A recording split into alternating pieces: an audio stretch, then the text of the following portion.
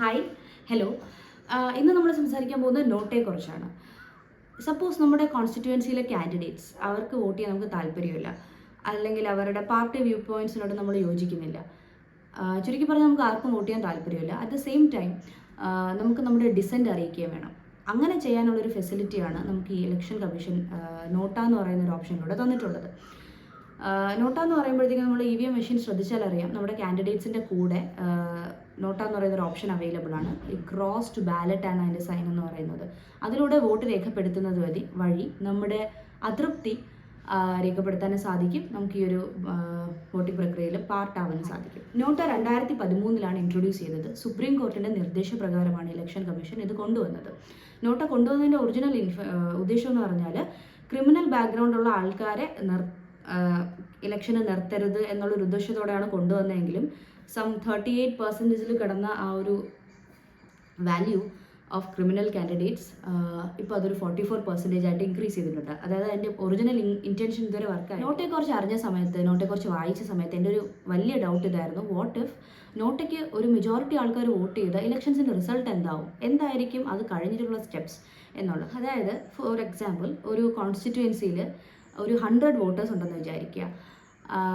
99 വോട്ടേഴ്സും നോട്ടയ്ക്ക് vote ചെയ്തു, and ഒരാൾ മാത്രം കാൻഡിഡേറ്റ് സ്വന്തമായിട്ട് അയാൾക്ക് വോട്ട് ചെയ്തു.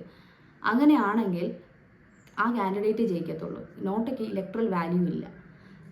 അതുകൊണ്ട് നമ്മളിപ്പോൾ നോട്ടയിൽ കുത്തുന്നത് വഴി നമുക്ക് എന്ത് കോൺട്രിബ്യൂട്ട് ചെയ്യാമെന്ന് ചോദിച്ചാൽ, നമുക്ക് കള്ളവോട്ട് തടയാം, നമ്മുടെ പ്രസൻസ് അറിയിക്കാം, നമ്മുടെ ഡിസെൻറ്റ് രേഖപ്പെടുത്താം. ഇതല്ലാതെ നമുക്ക് തൽക്കാലം വേറെ ഗുണകരമായ ആഫ്റ്റർ എഫക്ട്സ് അതിന് ഇല്ല. പക്ഷേ മഹാരാഷ്ട്രയും ഹരിയാനയും അവരുടെ ബേസിക് ഇലക്ഷൻസ്, ഗ്രാസ് റൂട്ട് ലെവലുള്ള ഇലക്ഷൻസ്, അതായത് മുനിസിപ്പാലിറ്റി, ബ്ലോക്ക്, പഞ്ചായത്ത്, ഇങ്ങനത്തെ ഇലക്ഷൻസ്, അത് SCCയുടെ കൺട്രോളിലായിരിക്കും, അതായത് സ്റ്റേറ്റ് ഇലക്ഷൻ കമ്മീഷൻ്റെ കൺട്രോളിലായിരിക്കും. അപ്പോൾ മഹാരാഷ്ട്രയും ഹരിയാനയും എന്ത് ചെയ്തു, അവർക്ക് ആ ഒരു ഇലക്ഷന് റീസെൻ്റ്ലി നോട്ടയ്ക്ക് ഇലക്ട്രൽ വാല്യൂ കൊടുത്തു. അതായത് നോട്ടയ്ക്കായിരുന്നു മെജോറിറ്റി എന്നുള്ളൊരു പോയിന്റിൽ മഹാരാഷ്ട്ര എന്ത് ചെയ്തു, ആ ഉള്ള കാൻഡിഡേറ്റ്സിന് വീണ്ടും പങ്കെടുക്കാൻ ഒരു ചാൻസ് കൊടുത്തു. But Haryana re election and പുതിയ കാൻഡിഡേറ്റ്സ് എന്നുള്ളൊരു ഓപ്ഷനാണ് കൊടുത്തത്. പക്ഷേ ഓർക്കണം, ഇത് SCCയുടെ കൺട്രോളിലായിരുന്നു. നമ്മൾ ആലോചിക്കും എന്തുകൊണ്ട് നോട്ടയ്ക്ക് ഇലക്ട്രൽ വാല്യൂ കൊടുക്കുന്നില്ല എന്നുള്ളത്. അപ്പോൾ ഒരു PIL രജിസ്റ്റർ ചെയ്തിട്ടുണ്ടായിരുന്നു ഇൻ സുപ്രീം കോർട്ട് ഇൻ 2021 നോട്ടയ്ക്ക് ഇലക്ട്രൽ വാല്യൂ വേണം എന്ന് പറഞ്ഞിട്ട്. അപ്പോൾ സുപ്രീം കോർട്ടിൻ്റെ ഇതായിരുന്നു, re elections are expensive and ഈ ഹൗസസ് നമ്മൾ ഫോം ചെയ്യല്ലോ ഇലക്ഷന് ശേഷം, അത് ഡിലേഡ് ആകും എന്നുള്ള റീസൺ കൊണ്ടാണ് വേണ്ട എന്ന് പറഞ്ഞത് സുപ്രീം കോർട്ട് റെസ്പോണ്ട് ചെയ്തിട്ടുണ്ടായിരുന്നു. സോ ഇതാണ് നോട്ടയെക്കുറിച്ച് പറയാനുള്ളത്. ഇന്നത്തെ വീഡിയോയും ഇതിന് പ്രീവിയസ് ആയിട്ടുള്ള ഇലക്ഷൻ കമ്മീഷൻ്റെ ആപ്സിൻ്റെ വീഡിയോയും നിങ്ങൾക്ക് ഇൻഫോർമേറ്റീവ് ആയിരുന്നെന്നും ഇഷ്ടപ്പെട്ടെന്നും വിശ്വസിക്കുന്നു. നമ്മൾ സ്കൂളിലൊക്കെ സോഷ്യൽ സയൻസ് ഒക്കെ പഠിക്കുമ്പോൾ നമ്മുടെ ഭരണഘടനയെക്കുറിച്ചും നിയമനിർമ്മാണ സംവിധാനങ്ങളെക്കുറിച്ചും പഠിച്ചിട്ടുണ്ടല്ലേ. പക്ഷെ അന്ന് അതിൻ്റെ ഇമ്പോർട്ടൻസ് എന്തിനാണ്, നമ്മൾ എന്തിനാണ് അത് അറിഞ്ഞിരിക്കേണ്ടത് എന്നൊന്നും നമുക്ക് ശ്രദ്ധിക്കാൻ പറ്റിയിട്ടുണ്ടാവില്ല. പക്ഷേ ഒരു പൗരൻ എന്ന നിലയ്ക്ക് നമുക്ക് നമ്മുടെ രാജ്യത്തിനോടുള്ള കുറച്ച് കടമകളും ഡ്യൂട്ടീസ് ആൻഡ് റെസ്പോൺസിബിലിറ്റീസ് ഉണ്ട്.